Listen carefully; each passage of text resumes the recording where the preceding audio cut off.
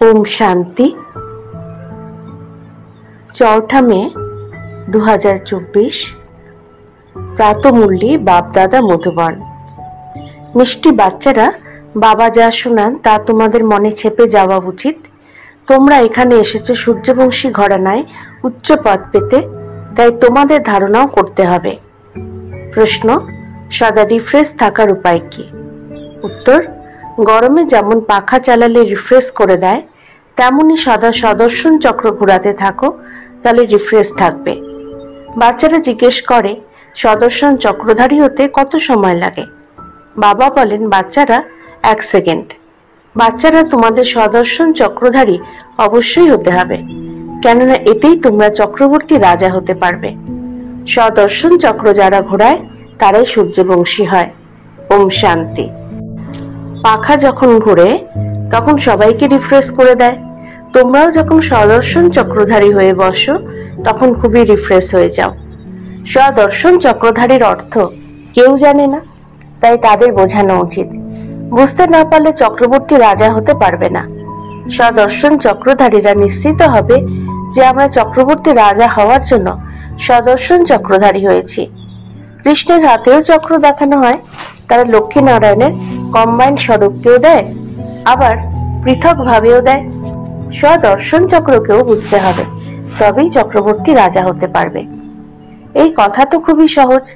বাচ্চারা জিজ্ঞেস করে, বাবা সদর্শন চক্রধারী হতে কত সময় লাগবে? বাচ্চারা 1 সেকেন্ড। এরপর তোমরা বিষ্ণুবংশী হও। দেবতাদের বিষ্ণুবংশী বলা হবে। বিষ্ণুবংশী হতে হলে প্রথমে তো শিববংশী হতে হবে। এরপর বাবা বসে সূর্যবংশী বানান। এই শব্দ তো খুবই সহজ। আমরা নতুন বিশ্বে সূর্যবংশী হই। আমরা নতুন দুনিয়ার মালিক, চক্রবর্তী রাজা হই। সদর্শন চক্রধারী থেকে বিষ্ণুবংশী হতে 1 সেকেন্ড সময় লাগে। আমাদের তৈরি করেন বাবা। শিব বাবাই বিষ্ণুবংশী বানান, আর কেউই তা বানাতে পারে না। এ তো বাচ্চারা জানে যে বিষ্ণুপুরী হয় সত্যযুগে, এখানে নয়। এই হলো বিষ্ণুবংশী হওয়ার যুগ।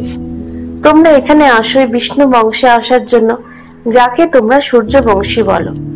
জ্ঞান সূর্যবংশী শব্দ খুবই ভালো। বিষ্ণু ছিলেন সত্যযুগের মালিক। তার মধ্যে লক্ষ্মী নারায়ণ 2 আছে। এখানে বাচ্চারা এসেছে লক্ষ্মী নারায়ণ অথবা বিষ্ণুবংশী হওয়ার জন্য। এতে খুশিও অনেকই হয়। নতুন দুনিয়ায়, নতুন বিশ্বে, স্বর্ণ যুগের বিশ্বে তোমাদের বিষ্ণুবংশী হতে হবে। এর থেকে উঁচু পদ আর নেই। এতে তো খুবই খুশি হওয়া উচিত। প্রদর্শনীতে তোমরা বোঝাও। তোমাদের এম অবজেক্ট হলো এটাই। তোমরা বলো, এ অনেক বড় ইউনিভার্সিটি, একে বলা হয় আধ্যাত্মিক স্পিরিচুয়াল ইউনিভার্সিটি। এম অবজেক্ট এই চিত্রতে আছে। বাচ্চাদের এই কথা বুদ্ধিতে রাখা উচিত। তোমরা কিভাবে লিখবে যাতে বাচ্চাদের বোঝাতে 1 সেকেন্ড সময় লাগে? তোমরা এটা বোঝাতে পারো। ওতেও তো লেখা আছে, আমরা অবশ্যই বিষ্ণুপুরীর দেবী দেবতা ছিলাম, অর্থাৎ দেবী দেবতা কুলের ছিলাম। আমরাই স্বর্গের মালিক ছিলাম। বাবা বোঝান, মিষ্টি মিষ্টি বাচ্চারা, তোমরা এই ভারতে 5000 বছর পূর্বে সূর্যবংশী দেবী দেবতা কুলের ছেলে। বাচ্চাদের এই কথা এখন বুদ্ধিতে এসেছে। শিব বাবা বাচ্চাদের বলেন, হে বাচ্চারা, তোমরা সত্যযুগে সূর্যবংশী ছিলে।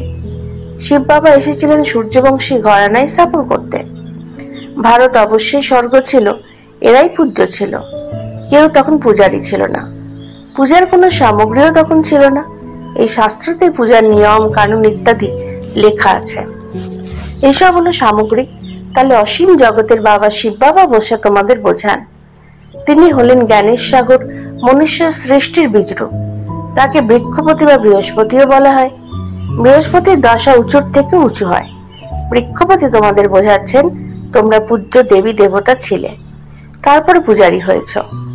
যে দেবতারা নির্বিকারী ছিল তারা কোথায় গেল? অবশ্যই তারা পুনর্জন্ম নিতে নিতে নিচে নামবে। তাই এক একটি অক্ষর নোট করা দরকার, মনে নাকি কাগজে। এ কথা কে বুঝিয়ে বলেন? শিব বাবা। তিনি স্বর্গের রচনা করেন। শিব বাবাই বাচ্চাদের স্বর্গের অবিনাশী উত্তরাধিকার দেন। বাবা ছাড়া আর কেউই তা দিতে পারে না। লৌকিক বাবা তো হলেন দেহধারী। তোমরা নিজেকে আত্মা মনে করে পারলৌকিক বাবাকে স্মরণ করো। বাবা বাবা, তখন উত্তর দেন, হে বাচ্চারা, তাহলে তো অসীম জগতের বাবা হয়ে গেলেন, তাই না? বাচ্চারা, তোমরা সূর্যবংশী পূজ্য দেবী দেবতা ছিলে, এরপর পূজারী হয়েছ। এ হলো রাবণের রাজ্য।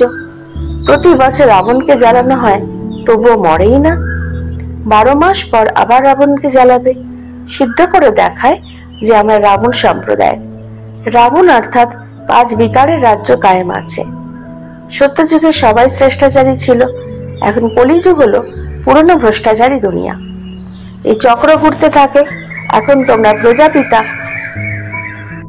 ব্রহ্মাবংশী সঙ্গম যুগে বসে রয়েছ। তোমাদের বুদ্ধিতে আছে যে আমরা ব্রাহ্মণ, এখন আমরা শূদ্র কুলের নই। এই সময় হলে আসুরি রাজ্য। বাবাকে বলা হয়, হে দুঃখ হর্তা, হে সুখ কর্তা। সুখ এখন কোথায় আছে? সত্য যুগের দুঃখ কোথায় আছে? দুঃখ তো কলি যুগে আছে। দুঃখ হর্তা এবং সুখ কর্তা হলেন শিব বাবা। তিনি সুখেরই অবিনাশী উত্তরাধিকার দেন। সত্য যুগকে সুখধাম বলা হয়, যেখানে দুঃখের নাম মাত্র থাকে না। তোমাদের আয়ু সেখানে অনেক বেশি হয়, তাই কান্নারও কোনো প্রয়োজন নেই। সময় মতো পুরনো শরীর ত্যাগ করে নতুন শরীর ধারণ করে। তারা মনে করে শরীর এখন বৃদ্ধ হয়ে গেছে। প্রথমে ছোট ছোট বাচ্চারা শতগুণী হয়, তাই বাচ্চাদের ব্রহ্মজ্ঞানীর থেকেও উঁচু মনে করা হয়। কেননা সন্ন্যাসীরা তো বিকারী, গৃহস্থ জীবনের ভয়ে সন্ন্যাসী হয়, তাই তারা বিকারের সব খবরই জানে। সেখানে ছোট ছোট বাচ্চারা কিছুই জানে না। এই সময় সম্পূর্ণ দুনিয়ায় রাবণ রাজ্য ভ্রষ্টাচারী রাজ্য। শ্রেষ্টাচারী দেবী দেবতার রাজ্য সত্য যুগে ছিল, এখন আর তা নেই। হিস্ট্রি আবার রিপিট হবে। কে শ্রেষ্টাচারী বানাবে? এখানে তো একজনও শ্রেষ্টাচারী নেই। এতে বিশাল বুদ্ধির প্রয়োজন। এ হলো পরশ পাথর তুল্য বুদ্ধি তৈরি করার যুগ। বাবা এসে পাথর বুদ্ধি থেকে পরশ পাথর তুল্য বুদ্ধির তৈরি করেন। বলা হয়, সুসঙ্গ উদ্ধার করে আর কুসঙ্গ পতনের দিকে নিয়ে যায়। সত্য বাবা ছাড়া দুনিয়াতে সবই কুসঙ্গ। বাবা বলেন যে আমি তোমাদের সম্পূর্ণ নির্বিকারী বানিয়ে যাই। এরপর সম্পূর্ণ বিকারী কে বানায়? মানুষ বলে, আমরা কি জানি? বাবা বসে বোঝান, মানুষ তো কিছুই জানে না। এ তো রাবণ রাজ্য, তাই না?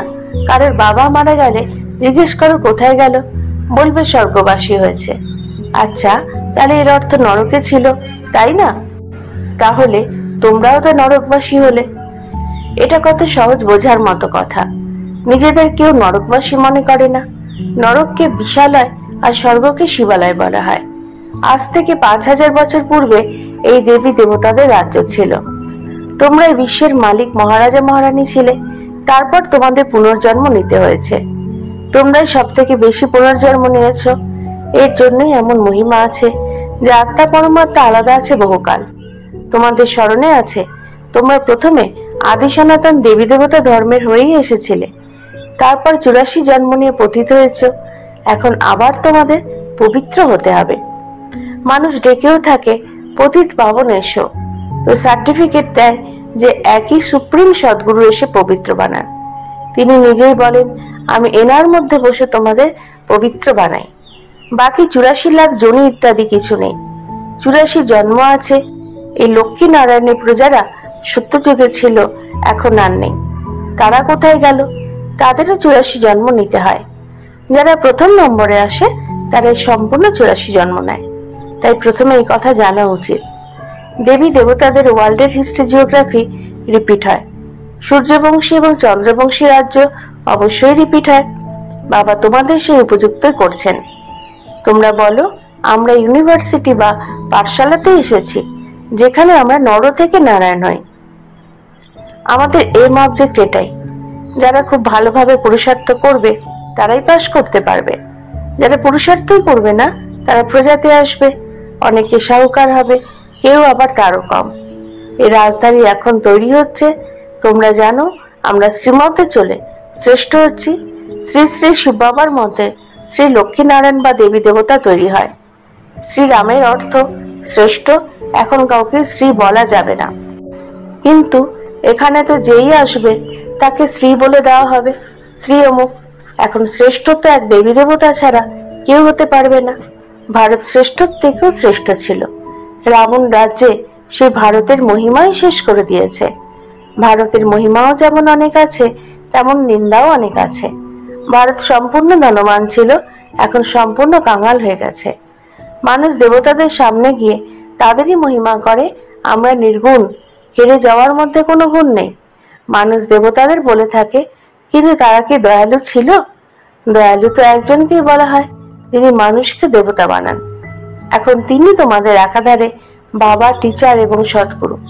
তিনি তোমাদের গ্যারান্টি দেন, আমাকে স্মরণ করলে তোমাদের জন্ম জন্মান্তরের পাপ ভস্ম হয়ে যাবে, আর আমি তোমাদের সাথে করে নিয়ে যাব। এরপর তোমাদের নতুন দুনিয়ায় যেতে হবে। এ হলো 5000 বছরের চক্র। নতুন দুনিয়া ছিল, আবার অবশ্যই তৈরি হবে। দুনিয়া পতিত হবে, আবার বাবা এসে একে পবিত্র করবেন। বাবা বলেন, পতিত রাবণ বানায় আর আমি পবিত্র বানাই। বাকি এরা তো সবাই পুতুল পূজা করতে থাকে। তারা এই কথা জানেই না যে কেন রাবণের 10 মাথা দেখানো হয়, বিষ্ণুকেও 4 হাত দেওয়া হয়, কিন্তু এমন কোনো মানুষ কখনো কোথাও হয় না। যদি 4 হাতের কোনো মানুষ হতো, তার যে সন্তান জন্ম নিত তারও 4 হাত হওয়া উচিত। এখানে তো সকলেরই 2টি হাত। কেউ কিছু জানে না। যারা ভক্তি মার্গের শাস্ত্র কণ্ঠস্থ করে নেয়, তাদের কত ফলোয়ার্স তৈরি হয়ে যায়। আশ্চর্যের কথা, ইনি তো হলেন বাবা, ইনি জ্ঞানের অথরিটি। কোনো মানুষই জ্ঞানের অথরিটি হতে পারে না। জ্ঞানের সাগর, তোমরা আমাকে বলো অলমাইটি অথরিটি। এ হলো বাবার মহিমা। তোমরা বাবাকে স্মরণ করো এবং বাবার থেকে শক্তি গ্রহণ করো, যাতে তোমরা এই বিশ্বের মালিক হয়ে যাও। তোমরা বুঝতে পারো, আমাদের মধ্যে অনেক শক্তি ছিল, আমরা নির্বিকারী ছিলাম, আমরা সম্পূর্ণ বিশ্বে একা রাজত্ব করতাম। তাহলে অলমাইটি তো বলা হবে, তাই না? এই লক্ষ্মী নারায়ণ ছিল সম্পূর্ণ বিশ্বের মালিক। এই শক্তি তারা কোথা থেকে পেয়েছে? বাবার থেকে। তিনি তো হলেন উঁচুর থেকে উঁচু ভগবান, তাই না? তিনি কত সহজভাবে বুঝিয়ে বলেন। এই 84 চক্রকে বোঝা তো খুবই সহজ, তাই না? যার দ্বারা তোমরা এই বাদশাহী পাও। পতিত মানুষ এই বিশ্বের বাদশাহী পেতে পারে না। পতিত তো তাদের সামনে মাথা নত করে। তারা মনে করে আমরা ভক্ত, তারা পবিত্রের সামনে মাথা নত করে। ভক্তি মার্গ অর্ধেক কল্প ধরে চলে। এখন তোমরা ভগবানকে পেয়েছ। ভগবান বাছ, আমি তোমাদের রাজ্য শেখাই। ভক্তির ফল দিতে আমি এসেছি। মানুষ এমনও গেয়ে থাকে, ভগবান কোনো না কোনো রূপে এসে যাবেন। বাবা বলেন, আমি কোনো সারের দেহে আসবো না, যিনি উঁচুর থেকে উঁচু ছিলেন, যিনি 84 জন্ম সম্পূর্ণ করেছেন, আমি তার মধ্যে আসি। উত্তম পুরুষ থাকে সত্যযুগে, কলিযুগে থাকে কনিষ্ঠ তমপ্রধান। এখন তোমরা তমপ্রধান থেকে শতপ্রধান তৈরি হচ্ছ। বাবা এসে তোমাদের তমপ্রধান থেকে শতপ্রধান বানান। এই হলো খেলা। একে যদি বুঝতেই না পারো, তাহলে স্বর্গে কখনোই আসতে পারবে না। আচ্ছা, মিষ্টি মিষ্টি হারানিধি বাচ্চাদের প্রতি মাতা পিতা বাপদাদার স্মরণে স্নেহ সুমন আর সুপ্রভাত। আর তাদের পিতা তার আত্মারূপী বাচ্চাদেরকে জানাচ্ছেন নমস্কার। আমাদেরও বাপদাদাকে ধন্যবাদ, নমস্কার। ধারণার জন্য মুখ্য সার: 1. বাবার সঙ্গে থেকে নিজেকে পরশ বুদ্ধির বানাতে হবে, সম্পূর্ণ নির্বিকারী হতে হবে, কুসঙ্গ থেকে দূরে থাকতে হবে। 2. সদাই খুশিতে থাকতে হবে যে আমরা সুদর্শন চক্রধারী থেকে নতুন দুনিয়ার মালিক চক্রবর্তী রাজা তৈরি হই। শিব বাবা এসেছেন আমাদের জ্ঞান সূর্যবংশী বানাতে। আমাদের লক্ষ্য হলো এটাই। বরদান: বিঘ্নগুলোকে মনোরঞ্জনের খেলা মনে করে অতিক্রমকারী, নির্বিঘ্ন, বিজয়ী ভব। বিঘ্ন আসাই হলো ভালো কথা, কিন্তু বিঘ্ন যেন পরাজিত না করে। বিঘ্ন আসে মজবুত বানানোর জন্য। সেই জন্য বিঘ্ন এলে ঘাবড়ে যাওয়ার পরিবর্তে তাকে মনোরঞ্জনের খেলা মনে করে অতিক্রম করে নাও। তখন বলা হবে নির্বিঘ্ন বিজয়ী। যখন সর্বশক্তিমান বাবা সাথে আছেন, তখন ঘাবড়ানোর কোনো কথা নেই। কেবল বাবার স্মরণ আর সেবাতে বিজি থাকো, তাহলে নির্বিঘ্ন থাকবে। যখন বুদ্ধি ফ্রি থাকে, তখন বিঘ্ন বা মায়া আসে।